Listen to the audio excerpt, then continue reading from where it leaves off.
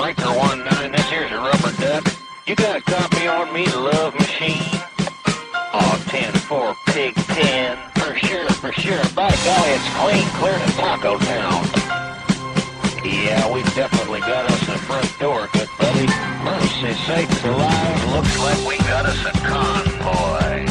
Welcome to the 70s versus the 80s, my fellow retro pop culture loving babies. And if you ever got gasoline in your mouth when you were siphoning petrol, or if you ever got stale waterbed water in your mouth when you were siphoning an old waterbed, well, then this is definitely the podcast for you. Hello, everybody. This is Wolfman Mike of the mic, and I could talk 70s and 80s all night.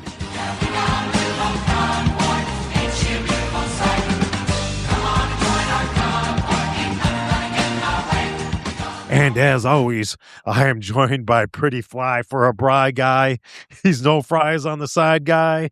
It's Spunky Comstock himself. It's Spunky. And in case you can't remember what Spunky sounds like, he sounds a little something like this. He drives a Mack RS 712T with the 60-inch sleeper. They drove a Kenworth W925, which in the pilot was a 38-inch single sleeper. He drove a Kenworth W900 with a 38-inch sleeper, which is enough room for a man and his dog. But that's not all. For today's very special episode, we needed a Southern gentleman. So we got Lee directly from Hotlanta. And in case you want to know what Lee sounds like, he sounds a little something like this. There was also a bit of sister kissing. We won't get into that, but that is a thing. Yeah, we just didn't know. They didn't know. You can't hold it against them.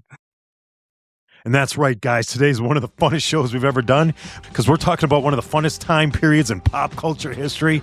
And we're talking trucker culture, CB culture, and redneck culture. And we're going to talk about all the characters from the mid-'70s, late 70s, and see if anybody can get an EGOT and get awarded a special prize in all three of those categories. And who gets it may totally surprise you. And we're only going to do one segment today because you know why? Because the man's keeping us down. That's why. But it's a fun segment, and we got a lot of show to get to anyways.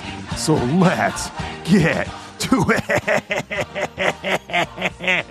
Wow, that sounds like my old exhaust manifold. Spunky, what kind of exhaust manifold is that? It's a YT 1300 Carillion light freighter. He's bound and down, loaded up and trucking. Are we gonna do what they say can't be done? We've got a long way to go and a short time to get there. I'm eastbound, just watch no bandit run. All right, Wolfman Mike on the mic. Here at the 70s versus the 80s, we like to talk pop culture. Maybe one of the greatest achievements in pop culture is getting the EGOT, the Oscar, the Emmy, the Grammy, and the Tony Award. I think we should kind of see if we have any EGOTs of our people from the 70s and 80s and see if we can have the best CB person, the best person was a truck driver, and maybe the person that was Redneck of the Year, and see if any one person fits all three of those categories and can win the 70s versus the 80s version of EGOT. We've brought on a special guest, Lee. We'll have Lee introduce himself, but first I want to do our traditional icebreaker with Lee. Lee, so before you introduce yourself, we want to ask you, what did you call those long, thin tubes of liquid that you put in the freezer? And why was grape your least favorite flavor? We always called them Otter Pops because that was, that was the brand that we used. Poncho Punch was my favorite flavor. Fancy. Poncho Punch. I'm pretty sure that's, he was like Pancho Villa, but he was like, I'm pretty sure that is an outdated reference at this point. Was the 70s. Yeah, but Alexander the Grape was the grape variety of the That's Otter enough reason to not like that. Would make it almost, yeah. What was orange called? Do you remember? This is the best answer we ever had. Oh, no, I didn't like orange, so I avoided those. We always had a box of orange left, so I did not usually eat the orange. But yeah, they all had different little guys that were like bad puns based on the flavor. And is there a wrong answer to that? No, that icebreaker? It's there's many correct answers of why grape was your least favorite. Many correct answers. If the internet would have existed in the 70s, it would have been just a marketplace of people trading their unwanted Otter Pop flavors. Like I got a whole, That's right. I got a whole box of grape, and the person likes grapes. Like I got a whole box of orange, and it's just like, oh, we got to meet up. We got to ride our bikes down to the corner and swap our Otter Pops. I feel like there's still time for a startup built around An that. app. That's right. That's right. There's an app for that. We need alcohol ones. We need alcohol ones now. Ones that are like a pina colada one and stuff. But Love it. All right, so Lee, introduce yourself and give us your credentials as to why you would be a perfect candidate to join us on this, trying to find the ultimate redneck trucker CB person from the big CB era of the mid '70s. Awesome. Well, thanks for having me on. Mike and I met a couple of years ago in the Hold Steady fandom, and we've just kind of kept in touch. And as far as my bona fides, I grew up in rural South Carolina. I grew up basically riding around in the back of an open pickup truck. I lived there my whole life, my whole childhood in the 70s and 80s. I was born in 73. If anybody wants to steal my identity, you've got that bit of data. But I grew up watching these movies. I was obsessed with the Dukes of Hazzard and Smokey the Bandit, all the classics. And before the world kind of moved into like sword and sandals movies with Conan, the trucker culture was ascendant. Like we really felt like as Southerners, like we'd arrived because everybody was consuming our stuff. And we really, I don't think we quite knew we were being made fun of. I think we just thought it was cool because that was what a lot of the people I grew up around were like. that's awesome. So in the Night at the Museum movie, there's a scene where all the animated come to life museum characters are fighting, and it's the people reenacting the Civil War. And Ben Stiller's like, no, stop, South. South, you lose this. That's too bad. But you do get NASCAR and the Allman Brothers, and they could have added, and there'll be CB culture movies made. That'd be the trifecta of how you can still win by having those three things. Absolutely. There was a window where you felt like everyone had a CB. Everyone at school, we talk about what our CB names were, and it was a very strange moment. It didn't last. It didn't feel like it lasted very long, but it shone very bright, and it's really stuck with me through the day. I kind of did some research into this, and I was like, why did the CB culture take off all the time? Well, I guess like the FCC made the rules a little easier. They got cheaper at Radio Shack and Sears. When I was a kid, I used to make fun of Radio Shack and Sears all the time. Now, how much would you pay to walk through a fully stocked Sears or Radio Shack right now? Wouldn't that be amazing if you could just go back there and you walk haven't through made fun of Radio Shack or Sears for years. Yeah. It'd be like a time capsule, wouldn't it? Yeah, that would be a time capsule. Like I said, we want to go buy our concert tickets behind the plaid furniture just one more time because that was a better experience. But I guess they said the gas crisis led to it because when they dropped it, the national speed limit went to 55 by President Ford. Notice it wasn't President Chrysler or President Chevy; it was President Ford that did it. So then they were getting on the CBs and warning each other about speed traps. Do you guys think that's what started the CB culture? It just exploded. I mean, it was like when the internet got invented. I mean, CBs were just like everywhere. I feel like when I first started using the internet, very dial-up modem, slow. But one of the first things, I used to use a service called Quantum Link, which later became AOL. This was back on the old Commodore 64 days. And one of the things people did was, it was called People Connection. It was these 23-person chat rooms that you could just go in, and it was like named, it was like a themed chat room. So you could go in and it was like, I don't know, sci-fi or whatever it was.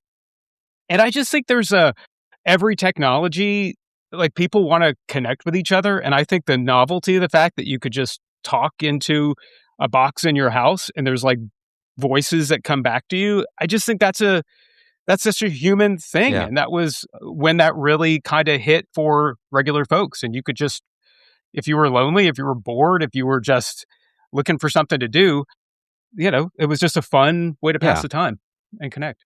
In your neighborhood of people that you actually could ride your bikes to their house, not everyone shared your same in likes and enjoyments. But then when you can reach outside of that bubble and pick up people from anywhere in the world, then you find your people easier through that than it's like I ride my Huffy down to and it's like they don't like the same thing, but you just play with them because that's the proximity is there.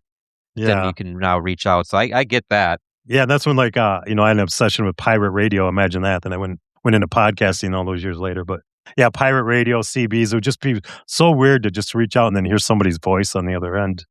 Like almost, it's just crazy. But so, and then it led to this, I think 76, 77 was kind of the big years for CBs.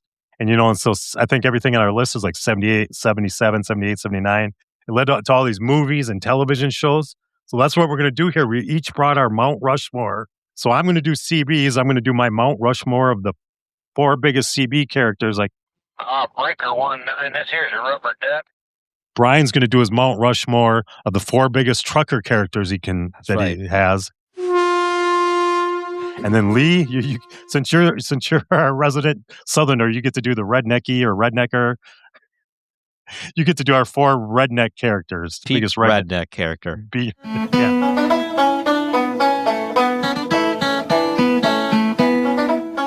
Sounds good. All right. So let's go round robin. Is that what we decided on? Going to go around? Yeah, we can do round robin. So each of us has an entry, and then we just keep on going around. So Lee, you're our guest. Why don't you give us your first redneck entry?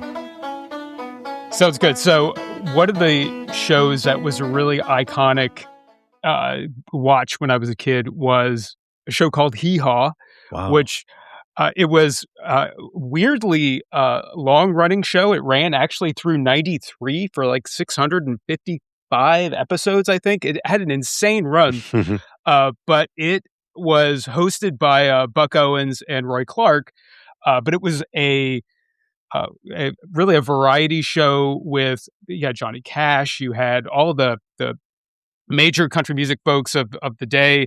Dolly Parton was there for and you had all these iconic, really corny, really silly, but also kind of wholesome and fun, deep redneck characters. So I'm going to start off, and they're not exactly. I'm going to go with a twofer, but I think Buck Owens and Roy Clark were just such iconic redneck folks of my time. I used to go up to North Carolina to see my great uncle and aunt, who were of these kinds of people, legit spit cup, the whole thing, just very deep woods country people, but really just kind-hearted, corny jokes. Yeah. They were just really these very kind of fun, but also there's a seriousness to them too. But they could really toe that line. So Hee Haw growing up was just a real iconic watch, and I think those two guys really. Okay. Oh. Yeah. Junior Samples and BR 549, which actually led itself to be a band name. Yep. Yeah, and there were little reoccurring skits. Yeah. Out in the cornfield, and they'd have guests. It was my parents. We watched it growing up because my parents were, both grew up on farms in Minnesota. Yeah, and we don't have shows like that. It was always fast moving. Some of the skits were only like 5 seconds, right? I mean, they would just do like a fast visual joke. Some of them were like a couple minutes long. Some of them were like 30 seconds. It was like fast moving. I really enjoyed the format. That format's gone now. I mean, it's like TikTok or something is what we got the now. great Grandpa Jones too, in the gloom, despair, and agony on me bit. Yep. Minnie Pearl. It shocked me when I got older and met more people that like other people watched it. I just assumed this was like I thought it was like local access because that's how it looked. It looked really cheap. Everything was on this terrible set. Yeah, it looked cheap. Super cheap. And it was always these like very like overall like country guys. And then you had the women were always like young and beautiful and barely dressed, and it was this very kind of like loose and fun and just really corny, but super wholesome and agreeable show. And musical talent. If in the country music realm, Roy Clark is a fantastic guitar player. Yeah, Buck Owens and the Buckaroos have been said to have inspired the Beatles. People may have heard of the Beatles. I think I've heard of them. Yeah. All right, so I think they'll be big. That was, I think me and Brian enjoyed that show because we were up north and we got to live in a different world. Like the South, we couldn't hang out with Southern people unless we were watching Hee Haw, and I think that made it enjoyable for us. It was like a documentary for me, but You're I'm glad watching you real enjoyed life. it. All right, perfect. Well, that was a and great entry. Look out my window. While the cool kids in school are, with Queen and but then the Michael Jackson and Prince debates, and I'm like, did you see what George Goebbels said last night on Hee Haw? Yeah, and it's like crickets. All right, Brian. So that was a great first entry, Lee. So, Brian, what do you got for your first Mount Rushmore of trucker culture? My first Mount Rushmore, the trucker culture is, and we talked about Roy Clark being maybe an underappreciated guitarist. This person also is a fantastic guitar player. It is the one, the only Cletus Snowman Snow, played by Jerry Reed in the Smokey and the Bandit, a classic that we haven't covered. We did guest on the Canadian Movie Cruise Or Is It podcast and covered Smokey and the Bandit, but it is an essential 70s movie that you have to watch. They're bootlegging. He's got to get the beer from Texarkana to Atlanta in 18 hours, and so he's smuggling. He's got to make that record kind of speed run.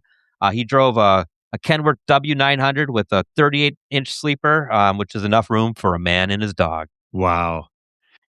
Fred. And the song Eastbound and Down, which he wrote in like 35 minutes when they asked him to help provide a song, peaked at number 2 on the Billboard chart. Wow, number 2.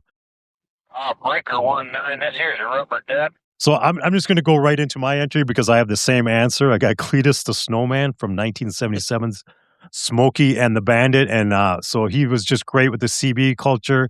He kind of explained CBs. He's like, okay, when as we're going across state lines, we're gonna drop down 2 channels. He goes, we're gonna start out on channel 12 or whatever, then we're gonna drop down, and the whole movie hinges on that. Everybody's on the same CB channel. The whole movie hinges on that, and somehow they are.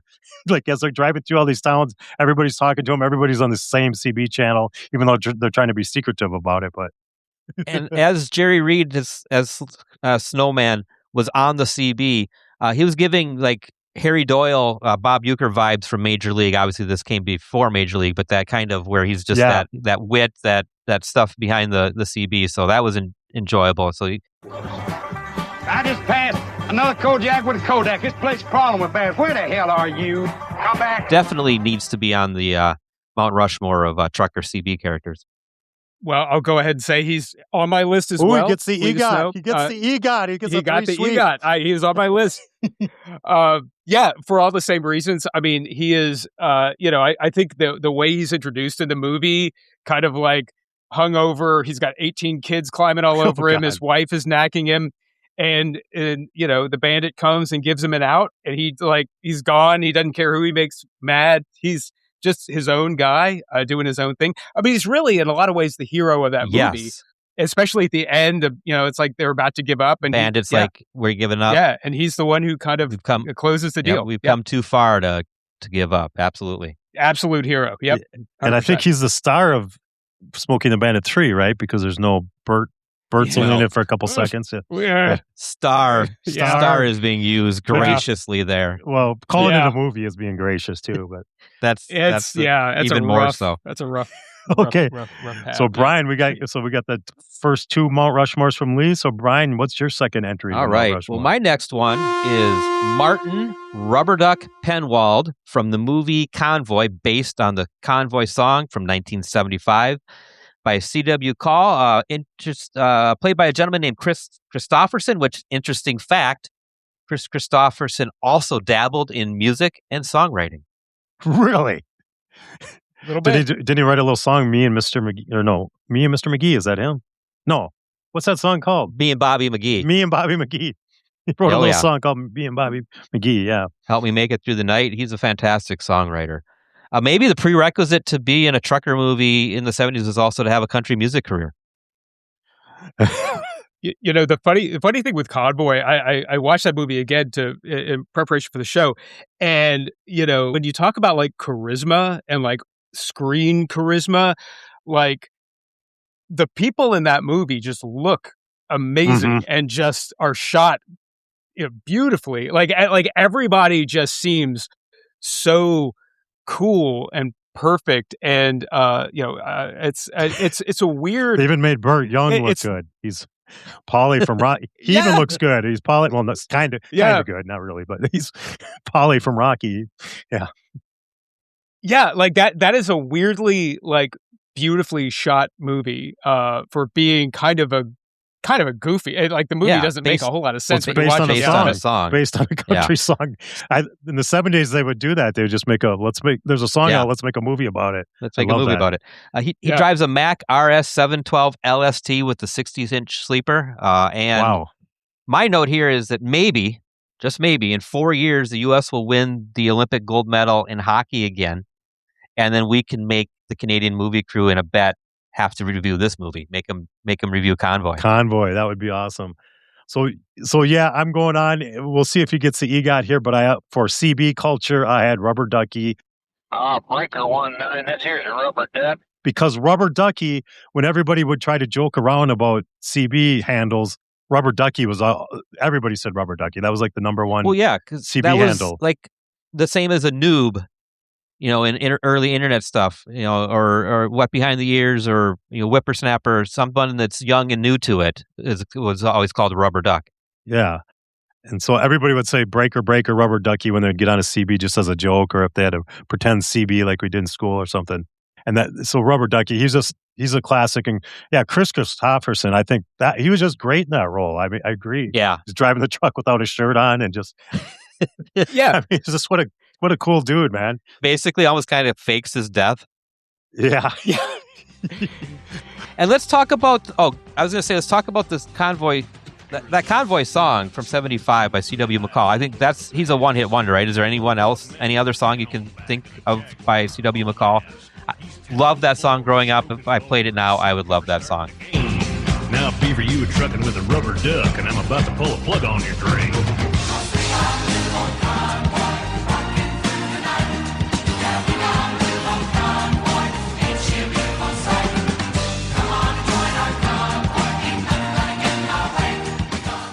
And I'm wondering if anybody under 40 knows that song, because it was huge, but do you hear it anymore, really? I mean... No.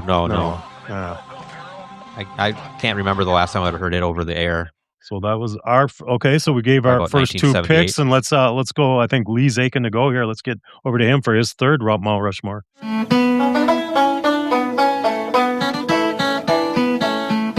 Unfortunately, I can't give the EGOT to Rubber Duck. He's too cowboy to be redneck. He's really not redneck, He's incredibly cool, and as a kid, I thought he was incredibly cool. But I would not call him a redneck. Who I would call a redneck was Cooter from the Dukes of Hazzard. Oh, come on. He's you consider that a red? Okay, I see what you're saying. Well, you know what's funny is I was talking to some friends of mine at I have a dad's book club that I'm a part of, and I was talking through my picks, and I was like, Uncle Jesse from Dukes of Hazzard, and they're like, yeah, Uncle Jesse was kind of the grandfather redneck, the redneck, if you will, but more of a moonshiner as opposed to a redneck. Moonshiner. Yeah. Cooter was the real redneck, and his story, Ben Jones' story as a politician, he ended up serving the Georgia in the House for representing Georgia. He just had such an unusual career, but his role on that show was absolutely as like the redneck of rednecks. He's the guy that would at his own wedding would still have grease underneath his fingernails. Absolutely. I love that he always wore like the shirts with the sleeves ripped off or fashionably removed. But it's he was really involved with the Dukes of Hazzard from before it was even conceived. There was a movie called the Moon Runners? That's right. And he was an actor in that movie, and that went on to spawn the Dukes of Hazzard. But when you watch him, one of the things that makes a redneck is the kind of ability to make do with what you've got and to solve problems with duct tape and zip ties and WD-40. And that was his role on the show. He was always like coming through with some kind of like shenanigan to save the day. Yeah. And he was kind of MacGyver before MacGyver. Yeah. Oh yeah. Comic relief. Definitely. Well, I like his character development. If you watch the very first episodes, is he like running meth or something? Because it's like he's a little rough. He's like you're kind of almost scared of him. And then at the end, I think they're saying they're at the final seasons he's like a cousin. I'm like, how now he's a cousin? How many cousins? No one's related. No one has a brother or sister. No one ever calls Uncle Jesse dad, so nobody's related to him. So I like how many cousins we got. So that might be the most rednecky thing right there. So. Yeah, but my favorite Cooter joke that is there's one where Daisy comes to him and says something like, I think they're messing with the moonshine. I think they're subbing it out. They're doing some kind. And so he goes out to the truck and he pulls out this jug of this clear liquid and he drinks it and he spits it out and makes a face. He's like, ugh. It's water. And I just that's awesome. I don't know. That's great. It's great.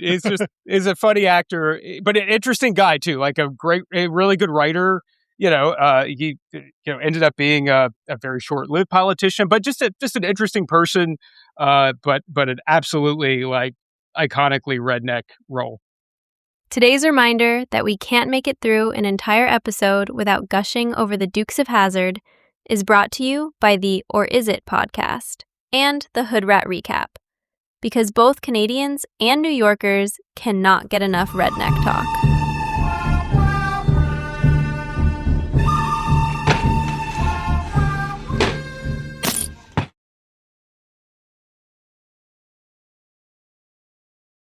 This town's full of bad takes and even worse movies. That's why I listen to the Or Is It movie podcast. They don't just watch their movies, they question them. Plot holes, twists, truths, lies. They find the real story behind the story. Sounds like trouble. Yeah, the good kind. The Or Is It movie podcast on YouTube, Spotify, Apple, and wherever you find your favorite podcasts.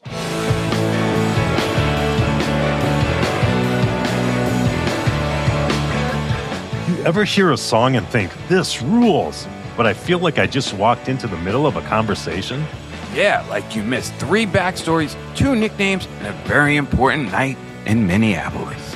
That's the Hold Steady, and this is the Hood Rat Recap podcast. We're a podcast where longtime fans break down the songs, the shows, the characters. And the moments that make you say, wow, that lyric just described my friend from 2007. But you don't have to know the band to listen. If you're deep in the unified scene, welcome home. If you've never heard the Hold Steady before, we'll catch you up. No homework, no gatekeeping. Come hang out with us, and we'll introduce you to the best community we have ever known, the unified scene. There's something here for everyone. Great rock songs. Questionable decisions. And way too much thought put into all of it. We would love for you to be part of it. That's Kevin, that's Mike, and I'm Gasper. And us guys, and all you guys and gals, we are all the Hood Rat Recap. What do you, Spunky, down to number 3 for your number Mount 3? Rushmore All right, trucker culture. So we're kind of leaning heavy into you had to be a country music artist to be a trucker. So this third one I'm going to lead in with a country music artist thing. First, I saw recently someone posed the question, which was the better supergroup? The Traveling Wilburys that had George Harrison, Jeff Lynne, Tom Petty, Bob Dylan, Roy Orbison, or the Highwaymen, which was Johnny Cash, Willie Nelson, Waylon Jennings, and Chris Christopherson, the aforementioned Chris Christopherson. I think you probably lean towards the Traveling Wilburys unless, and we love, Chris Christopherson's fantastic in the movie, fantastic dancer, fantastic actor, fantastic songwriter. His singing chops may be lacked. If you swapped out Merle Haggard for Chris Christopherson and the Highwaymen, they would be the better supergroup. Merle Haggard did a theme song for a show called Moving On. It topped the country charts in July of 1975. The trucker is Sonny Pruitt, played by the wonderful Claude Akins, who would go on to play in BJ and the Bear as Sheriff Lobo, and then had his own spin-off show called The Misadventures of Sheriff Lobo. But it was Moving On. It was 45 episodes from 74 to 76. I'd hear that theme song with Merle Haggard singing Moving On and Will and Sonny Keep On Rolling On, and we'd run to the TV.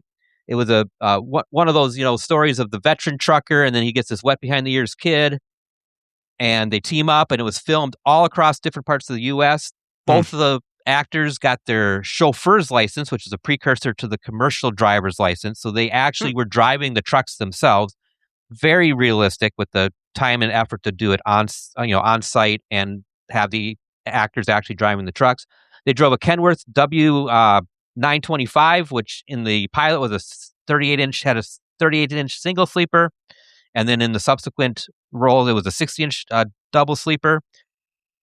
I also this gave you the themes, and I think Lee kind of came onto it with the Chris Christopherson role in Convoy. The trucker was kind of then during the 70s seen as the modern day cowboy, right? Instead of doing the cattle drives, you're on being on a horse, you're in a truck and you're pulling the freight across the country. So that's my entry is Claude Atkins. He also looks like if you took a cross between my late godfather and one of my ex-brother-in-law, he looks like a cross between those two. So everybody knows what they look like, right? Yeah. Oh, of course. Now you know exactly what Claude Atkins looked like. No, he had the dark wavy hair and he's just super recognizable, and he kind of got typecast into those kind of roles as like an authoritative heavy, a lot of sheriffs and things like that. Yeah, I definitely remember him more for Sheriff Lobo because that was one of my. I mean, the theme song for that show sometimes just at random moments will like pop into my head and stay there for a couple of days. But he is absolutely steady hand to haul that load behind. Nice. Thank you. Yeah, that's what I love about the 70s. Sometimes the theme songs were bigger than the shows themselves, but yeah. Well, yeah, and it beat to top the country charts. It beat The Good Old Boys by Waylon Jennings by a few years. All right, so for my third pick into CB culture, breaker 1. This here's a rubber duck. I'm going with Orville from Any Which Way But Loose, 1978 movie. They use CBs a little bit on Any Which Way But Loose, but the thing I like about it is they never explained this I don't think they ever explained it in the movie, but Orville wore the trucker hat, and whenever Clint Eastwood was about to get into a fight, he would turn his trucker hat backwards. Like every time something got hotly contested, he would turn it backwards, and they never said why, but it was just awesome. And he would be on the CB, and he could hear something going on, and he'd turn his hat backwards, even though he's only hearing something on the CB. And I just love that. And that was another, like all these movies we're talking about, Smokey and the Bandit, Convoy, and now Any Which Way But Loose. I was going to go back, and I thought I'd be cringing. You cringe a little bit, but I think they're still fun to watch. You can just go back, and if you haven't seen one of these movies, I think go back and watch them because you're just gonna have so much fun. They're just like they have so many jokes in them, and they tell such endearing stories. And I don't really think they make those kind of movies anymore. No, I mean, who has an orangutan or Clyde the orangutan as a co-star in a movie? It's just Right Turn Clyde. Right Turn Clyde is Right Turn Clyde. And then he goes up and he puts his hands up, and Clint Eastwood puts the finger like he's shooting him, and he dies. He falls. Instantly. It's just And then the second one, what was the second one? Any Which Way You Can. Any Which Way You Can. Yeah, that one was good. That one wasn't bad either. That was a good sequel. So Every Which Way But Loose, also iconic theme song, like as the theme song that can play in your head. Yep. Yeah. All right, guys. I think we're doing pretty good. So are we on to our last pick already? So here's our fourth round. We're already in our fourth round. And Lee, what do you got for rednecky culture? Okay, so I'm going to kind of bring the vibe down a little bit because most of the other rednecks are fun or funny. My last redneck is Lonnie from Deliverance, who is the dueling banjos kid. I love it. And I bring him up because I think he's a really, like when you look at. So I love Deliverance. Deliverance, one of my favorite books, one of my favorite movies. It is in a lot of ways about the tension between like the city and the country.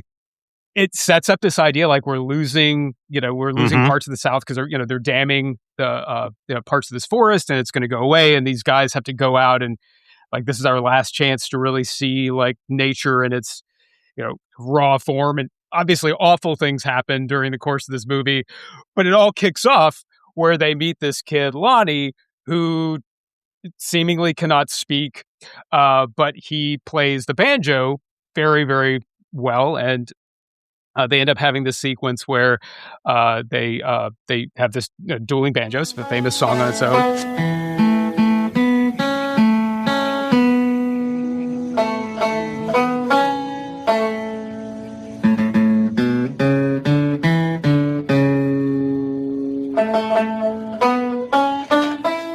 and they kind of have this connection with. You think maybe it could go a different way, but it does not. It portends bad things to come. So in a lot of ways, like, Lonnie is this incredibly memorable character. He doesn't speak, but everybody remembers him, remembers his face. Apparently John Boorman, who directed the movie, had kind of been looking for kind of an unusual looking kid. He was 15. He's a guy named Billy Redden. And he wanted this kind of, kind of blank, but a little scary character, but also like enigmatic. And so I think for the couple minutes on screen, he left this long shadow that maybe did more damage to the redneck archetype than maybe anybody else, except maybe the guys who come later in the movie. We'll leave that to a different podcast. But one interesting thing that I did not realize is the Billy Redden came back to play Lonnie again in Tim Burton's Big Fish. He plays the banjo player in Big Fish, which he did not play banjo in the movie. He had on a false shirt, and there was a banjo player behind him who played around him. So I just, as a character, as an actor, as a story, apparently Billy Redden, as of 2012, was like working at a Walmart. He didn't make a lot of money off of this role, but it is one that I've never forgotten and never will. That's that might be the MVP pick so far. I love that pick. Yeah, definitely. I just read that book recently because I'm going through this thing where I'm trying to read all the books from the 70s movies. And I just read that book is amazing. And that scene is in the book. I go, that's a movie scene. And I was really surprised it was in the book. But that surprisingly one of the biggest music scenes of the 70s movies. I mean, it's not a musical movie at all, except for that scene. But that scene is just, I mean, it still lives on in culture today. Everybody's heard the song, and they do it for a parody. Whenever somebody's going down south, they'll play the opening notes to that everywhere. Yep. Everybody knows it, and I'm going to guess Brian never has seen the movie, but I'm going to guess he knows the song well. Is what I'm going to guess. Yes, you are 100% correct. I knew it. Well, there's an interesting thing about. I feel like the whole movie is kind of in that scene because it starts off like they're a little uneasy, and then they start playing banjo. And there's like a joy in like playing together and this kind of back and forth, and they feel this connection, and then they realize that the kid isn't all right, and they're kind of a little freaked out by the moment. And of course, that's kind of what happened. They're like, "Oh, nature is awesome. We're gonna love this, being out in the mountains." Yeah. And then they end up in the hospital, and it's all kinds of bad things happen. So it's I just think that's such an iconic scene and an iconic character. The scary guy starts dancing really crazily, and then they start laughing. Yep. Yeah. It's just it's all there. We might have to have you back on, and we're gonna make Spunky watch that movie, and you have to come back on, and we're gonna have to review it sometime because we've never mentioned that movie in all these episodes we've done. We haven't. So, and it's classic. All right, Brian, that brings you up to your final entry. Yeah, trucker for culture. My fourth in trucker culture, can I defer for a second? Have you do your fourth, Mike, and Wolfman Mike, and we'll come back to mine.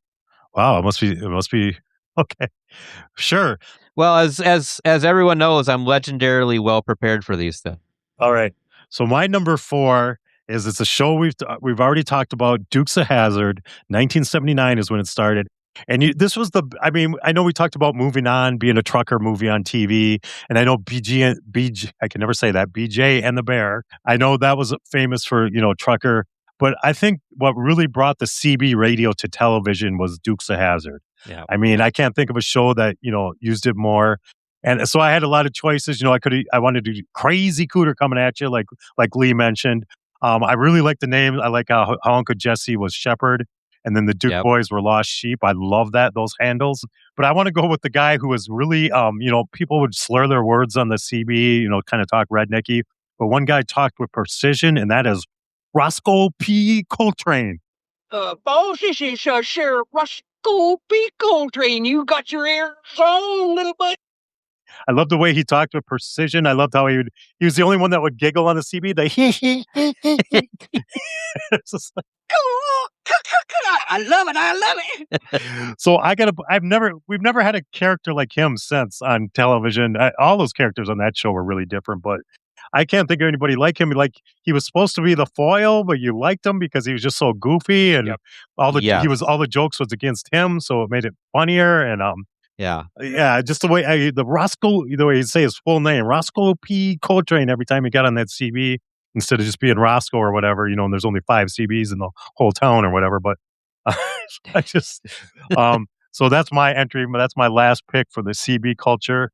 That's a good pick out of that show for those reasons. Yeah. Yeah, that's clutch. I mean, I remember, you used to wait for him to say that on the show. That was the mic drop moment, because it was always so funny.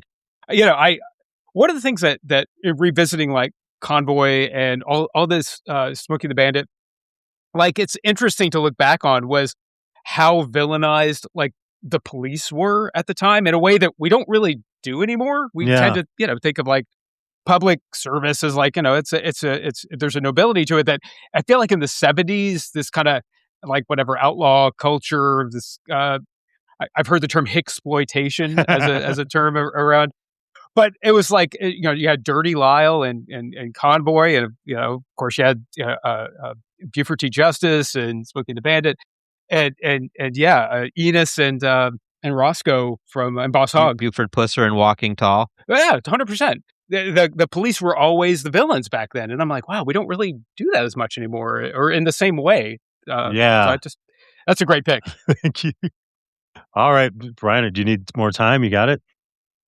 Well, I was going to say, we need someone that would be a bootlegger, a renegade, would run stuff illegally, right? Because that's what kind of we talked about. Has a legendary speed thing. Well, it sounds like a real trucker you're talking about here, Brian. Yeah. What trucker are you talking about? And then it's like Han Solo. Han Solo is the trucker in Star Wars. The Millennium Falcon. Right? Beautiful pick. He's a bootlegger. He made the Castle Run or whatever Run. In 13 parsecs. That's like taking the Coors across from Texarkana less than 12 to Atlanta in 18 hours. Oh, come on, Brian. It's not like he got in bar fights. Oh, wait. Yeah. Right. He has a bar fight. Han shot first, actually. He shot first. Yeah, 100%. Yep. So Han Solo, and you know what? Han Solo, it was a YT 1300 Carillion light freighter. Wow. But I don't know the sleeper size. I don't know the sleeper size. It had to be pretty big because Chewbacca slept in there. Yeah. I'm going to say it's more than 60 inches. That's what she said. So I wonder too, did the Clyde, from every which way but loose is... Yeah, did having the orangutan sidekick, or everybody had a monkey or some kind of we missed the creature. Chance for a right turn Chewbacca joke. That's right. I always put Chewbacca on CB because he's the only one that he would only say the same thing every time. It's like but you knew what he was saying somehow. Somehow you always knew what he was saying. Yeah. Yeah, Han Solo was 100% a trucker. I love it. That's a great pick. He got in the bar fight. Yeah, he was running from the bounty hunter. Yeah, all trucker stuff. All 70s trucker stuff.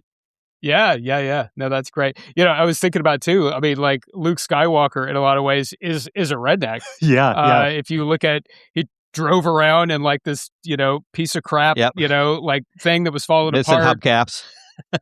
Missing hubcaps. They're buying stolen robots. He got on the lot at BR5. We called BR549. Got it off the lot there. Oh yeah. They're buying stolen robots to tend their farm. He was a hydration farmer. Yeah, he's a hydration farmer. Hydration farmer. Yeah, what is that? And then what is that? Yeah, ask for the good stuff out behind the barn. And at the end, he's telling all the professional pilots, I used to shoot varmint. Back home, this should be easy, and it's it's classic redneck lives behavior. With his aunt and uncle. He's got a shag haircut. It was aunt and uncle? Shag haircut, yep. Yeah. Nobody knows where dad is. Yeah, it's yeah. His land speeder wasn't missing 4 hubcaps. It was missing the 4 wheels and the hubcaps. So, yeah. And I thought the CB, wasn't that movie basically CB culture because they're Red Leader to Red 5? And I think the reason Darth Vader, he was bad on the CB, he wasn't communicating with his guys. That's how he got blasted out of the air at the end. because everybody else is leader to Rad 5, and then Han Solo's like, let's blow this thing, kid, and get out of here. So they're all on the CB. Yeah. 100%. There was also a bit of sister kissing. We won't get into that, but that is a thing. The redneck, yeah. It wasn't like a brother and sister. Ooh, they did get kissed, didn't they? Yeah, we just didn't know. They didn't know. You can't hold it against them. Who among us, really? Wow. So so that was ending the trucker culture on Star Wars. I mean, even Star Wars was 77 right in there. Even that was leaning hard into the trucker CB rednecky culture. It was just gosh. Truckers, modern day cowboy. Who knew? Yeah. 100%. Flat in the hills. Someday the mountain might get 'em, but the law never will. Making their way, the only way they know. Again, with the Dukes of Hazzard theme song, we never repeat an ending song twice, but somehow we get this one 4 times. Thank you for joining us on another episode of the 70s versus the 80s, my fellow babies. This episode was produced by Spunky and Wolfman, with special guest Lee. Those 3 dudes were produced by growing up, when Daisy Dukes were not a cultural icon, but a lifestyle. Please leave us a voicemail on the link in the show notes, and you will hear yourself on the next episode. This podcast was brought to you by Secret Suburb Studio. Beats all you never saw, been in trouble with the law since the day they was born. Straightening the curves. I mean, it's classic redneck Lives behavior. with his aunt and uncle. He's got a shag haircut. It was aunt and uncle? Shag haircut, yep. Nobody knows where dad is. Yeah, it's like, yeah. His land speeder wasn't missing 4 hubcaps. It was missing the 4 wheels and the hubcap. So it's a YT 1300 Carillion light freighter. Oh, I love it.